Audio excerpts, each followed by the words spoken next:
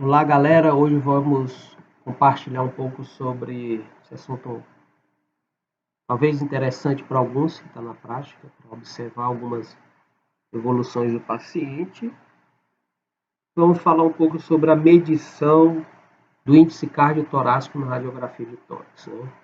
Isso nos dá, é um exame radiológico que avalia aproximadamente o aumento da silhueta cardíaca, dando uma razão, uma estimativa do aumento do diâmetro das câmaras cardíacas, átrio direito, ventrículos, né? E dando uma estimativa se o paciente tem ou não uma insuficiência cardíaca, uma cardiomegalia, né? São estimativas, lembrando que o padrão ouro para se avaliar um paciente com cardiomegalia, com insuficiência cardíaca, e o exame padrão ouro de imagem é o ecocardiograma, né? Esse, com certeza, é o padrão ouro para se avaliar, medindo todo realmente as câmaras cardíacas e dando ainda a fração de ejeção, que é importante também para esses pacientes. Claro que também a correlação clínica é importante, avaliando, por exemplo, os critérios de Framingham, né? Mas hoje nós vamos falar precisamente como esse índice e uma estimativa que ele pode te dar dentro de um padrão de avaliação, certo? Então, o índice cardiotorácico é um exame radiológico para avaliar o aumento da silhueta cardíaca. Como que vai acontecer ele? Nós vamos medir, né, na caixa torácica, nós vamos medir o átrio direito ao plano médio sagital no tórax. Né? Aqui numa figura, nós vamos observar aqui nessa figura, por exemplo, né? Vamos observar aqui tudo que eu vou estar falando. Né? Aqui é o plano do átrio direito ao plano médio, nós vamos observar o valor. O plano médio à ponta do ventrículo esquerdo, né? Tamanho do ventrículo esquerdo, e nós vamos medir traçando uma linha de ponto a outro horizontalmente e transversalmente, certo?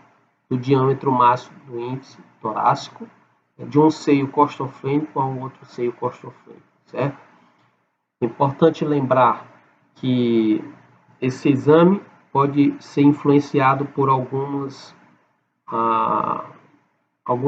considerações, né, que é que esse exame ele é válido nos indivíduos normolíneos, certo?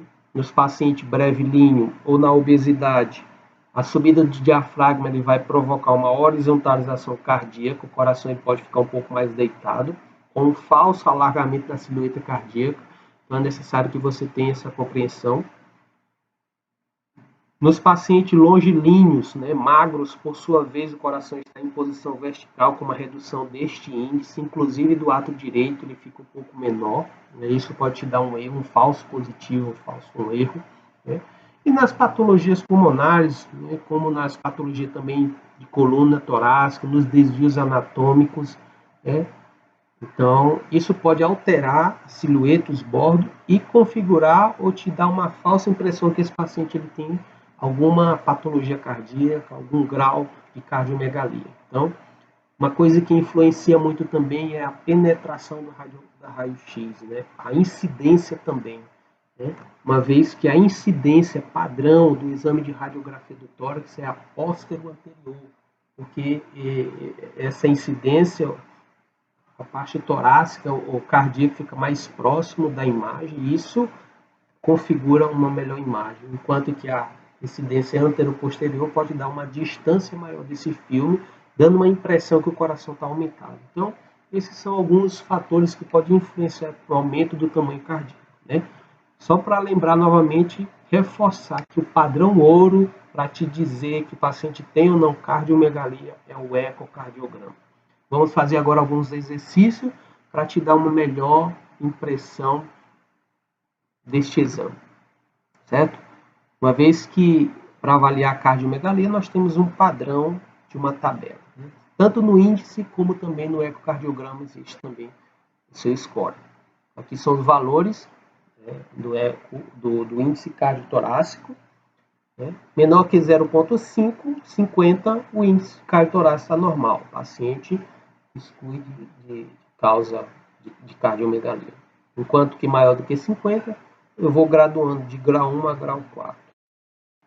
Então, aqui um exercício para avaliar esse paciente, nós vamos observar, como já falamos, o contorno, né?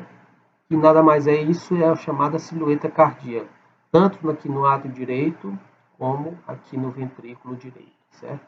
Esquerdo, perdão, ventrículo esquerdo. E vamos avaliar uma linha, traçando também aqui de um lado a outro do seio costofrênico, né? Na sua maioria, observa-se a nível de costela, a nível 8, né? T8. Arco costal 8.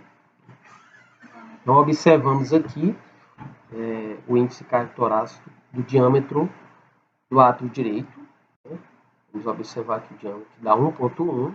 Temos aqui o diâmetro do ventrículo esquerdo. Podemos observar 3,2. E vamos traçar uma linha de ponta a outra, né, do seio costofrênico ao outro, que vai dar em torno de 11,4. Fazer a razão do índice cardiotorácico e dar uma estimativa de valores que corresponde, nesse caso aqui, esse paciente tem 0,44. Dentro daquela escala de graduação, esse paciente está dentro de um índice cardiotorácico normal, porque é menor do que 0,5, né? Então, podemos observar aqui esse padrão, né, de normalidade, né? Então, esse paciente está dentro de um padrão normal. Então, aqui numa incidência também posterior anterior, observamos aqui o diâmetro do átrio direito em torno de 1,9, né? O diâmetro do ventrículo esquerdo em torno de 3,4, né? E o índice torácico transversal de um seio costofrênico a outro dá em torno de 11,2, né? Dando uma estimativa de 0,47, né? Então, o paciente também que está dentro da normalidade, né? Quando a gente pode avaliar o grau dentro da graduação daquela tabela, está dentro do padrão de normalidade, né? Então, aqui é um pouco mais, você tem que, lembrando que você tem sempre que correlacionar com a clínica, certo? Então, nós temos uma radiografia aqui, que provavelmente deve ser de um idoso, né? Porque nós vemos aqui algumas alterações importantes, né? E a gente vê a tonalidade dessa radiografia, né? Olhando tanto para o osso, como também por todo o tórax. Vemos aqui uma alteração do arco da aorta, né? Do botão aórtico, que provavelmente é possível que seja um aneurisma.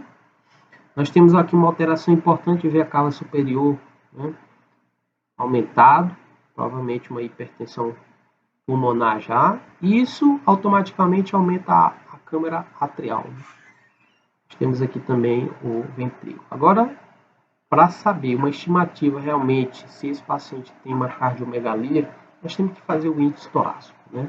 Vamos avaliar aqui como está o diâmetro do átrio direito e vamos avaliar como está o diâmetro do ventrículo direito e fazer o índice também transversal, certo? Então, nós observamos aqui que o diâmetro tem 2,4, é bem importante, já tem um aumento significativo, ou seja, é possível que já tenha uma cardiomegalia. Nós só vamos graduar isso. Nós temos aqui o diâmetro do ventrículo esquerdo, 3,4, e o índice de 11, na verdade. Fazendo uma razão, o paciente evolui com 0,52, configura cardiomegalia do tipo 1, certo? Porque o valor está maior do que 0,50 para 0,52. Ou seja, tem uma disfunção ventricular importante, né? Já leve, mais significativo, isso tem que ser avaliado. Lembrando que esse paciente ele deve ser avaliado, né, pela cardiologia, fazendo ecocardiograma, fazendo toda uma avaliação cardíaca.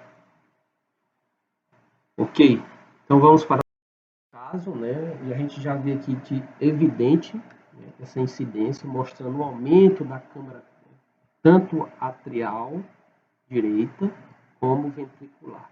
Agora, nós temos somente agora saber o que? Graduar, né? A cardiomegalia é grau 1, 2, 3 ou 4. E é evidente que está entre 3 e 4. Né? Então, para sabermos isso, nós temos que medir, né, o diâmetro do átrio direito. Vemos que está aqui 3,4, né, 2 vezes maior do que o normal. E nós temos que medir o diâmetro ventricular esquerdo, 5,3, também dentro de um valor dobrado. E o índice torácico também transversal de um lado ao outro, dos seios costofrênico de 14. E essa razão vai te dar um valor de 0,62. Isso configura uma cardiomegalia, uma disfunção cardíaca, né? Insuficiência talvez ventricular, né? Importante, grau 3, né? Agora é possível que seja avaliado pelo eco para saber a fração de ejeção, né? Correlacionando com a clínica também e tomando as medidas cabíveis, certo? Então, esse é o índice cardiotorácico, ele te dá somente uma estimativa do aumento da silhueta cardíaca e subestima-se que esse paciente está evoluindo ou tem uma cardiomegalia, uma insuficiência cardíaca. Ok? É isso aí, gente. Sou o professor Jander Soares e estarei aqui sempre compartilhando com vocês sobre algumas aulas e hoje começamos com o índice cardiotorácico.